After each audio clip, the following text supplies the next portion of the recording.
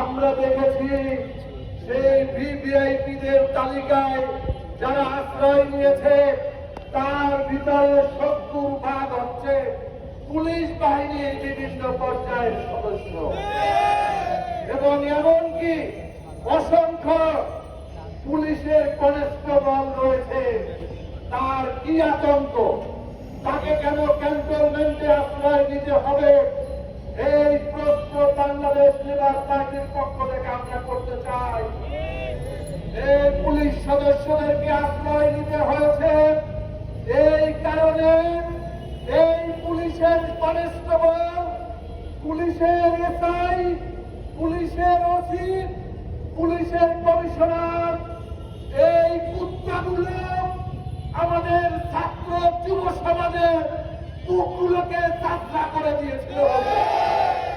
এই খুনিগুলো আশ্রয় নিয়েছিল বিভিন্ন ক্যান্টনমেন্টে, এবং এই সেনাবাহিনী তাদেরকে পাহারা দিয়ে তাদেরকে পালিয়ে যাওয়ার সুযোগ করে দিয়েছে।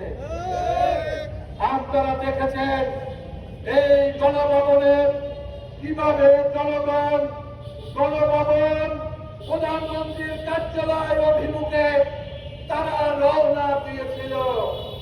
শুধুমাত্র একটা